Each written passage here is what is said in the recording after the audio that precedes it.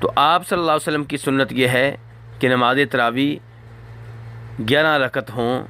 جیسا کہ جناب عائشہ رضی اللہ تعالیٰ عنہ کی حدیث سے ثابت ہے، جس کا ذکر پہلے ہو چکا ہے۔ بہت سے احباب یہ سمجھتے ہیں کہ آپ صلی اللہ علیہ وسلم نے 20 رکعتیں پڑھائی ہیں، تو ایسا کسی صحیح حدیث سے ثابت نہیں ہے۔ اور بہت سے احباب کہتے ہیں کہ جناب عمر فاروق رضی اللہ تعالیٰ عنہ نے اپنے زمانے میں مدینہ کے قاریوں کو حکم دیا تھا کہ وہ مسجد نبوی میں لوگوں کو 23 رکعتیں پڑھائیں، یعنی کہ 20 رکعت تراویح اور 3 رکعتیں وتر۔ تو یہ بات بھی درست نہیں ہے۔ صحیح بات یہ ہے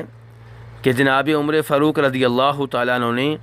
جب مدینہ کے قاریوں کو جناب ابی بن کعب اور تمیم الداری رضی اللہ تعالیٰ عنہما کو حکم دیا تھا کہ لوگوں کو وہ نماز تراویح پڑھائیں، تو 11 رکعتیں پڑھانے کا حکم دیا تھا، جیسا کہ امام مالک رحمہ اللہ اپنے موطا میں روایت کرتے ہیں۔ اور یہ وہ روایت ہے جس کے راوی صائب ابن یزید ہیں، جبکہ امام مالک رحمہ اللہ اپنی موطا میں ایک اور روایت بھی لے کر آئے ہیں جس میں 23 رکعات کا تذکرہ ہے۔ اسے روایت کرنے والے یزید بن رومان ہیں، اور وہ کہتے ہیں کہ جناب عمر فاروق رضی اللہ عنہ کے زمانے میں 23 رکعتیں پڑھائی جاتی تھیں، لیکن یہ روایت ضعیف ہے۔ اسے امام بہقی نے ضعیف قرار دیا ہے اور فرمایا ہے کہ یزید بن رومان نے تو جناب عمر فاروق کو نہیں پایا، یعنی کہ یہ کیسے بتا سکتے ہیں کہ جناب عمر فاروق کے زمانے میں واقعہ ہوا، جبکہ انہوں نے جناب عمر فاروق رضی اللہ عنہ کو نہیں پایا، یعنی کہ ان سے نہیں ملے، ان سے ملاقات نہیں ہوئی، ان کے زمانے میں نہیں تھے۔ اور ایسے ہی امام نووی رحمہ اللہ بھی یہی کچھ کہتے ہیں، وہ کہتے ہیں کہ یزید بن رومان نے جناب عمر فاروق کو نہیں پایا۔ ایسے ہی امام عینی جو کہ حنفی مسلک سے تعلق رکھتے ہیں، وہ عمدۃ القاری میں کہتے ہیں کہ اس روایت کی سند منقطع ہے۔ تو اس لیے میرے بھائیو درست بات یہ ہے کہ جناب عمر فاروق کے زمانے میں بھی 11 رکعتیں ہی ادا کی گئی ہیں، 20 رکعات نبی علیہ الصلوۃ والسلام سے یا جناب عمر فاروق سے ثابت نہیں ہیں۔ علامہ انور شاہ کاشمیری مشہور و معروف حنفی عالم دین ہیں، وہ اپنی 3 کتابوں میں 8 رکعات تراویح کو سنت قرار دیتے ہیں، بلکہ 20 رکعات والی روایت کا رد کرتے ہیں اور فرماتے ہیں یہ بات تسلیم کیے بغیر کوئی چارہ نہیں کہ نبی اکرم صلی اللہ علیہ وسلم نے 8 رکعات تراویح پڑھی ہے۔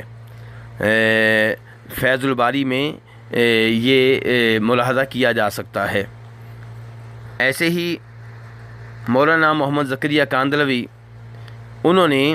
موطا امام مالک کی شرح اوجز المسالک میں لکھا ہے کہ محدثین کے اصول کے مطابق 20 رکعات تراویح کی تعداد نبی صلی اللہ علیہ وسلم سے ثابت نہیں ہے۔ تراویح کے تعلق سے ہی ایک سوال یہ پیدا ہوتا ہے کہ کیا تراویح کی نماز میں پورا قرآن پاک ختم کرنا ضروری ہے؟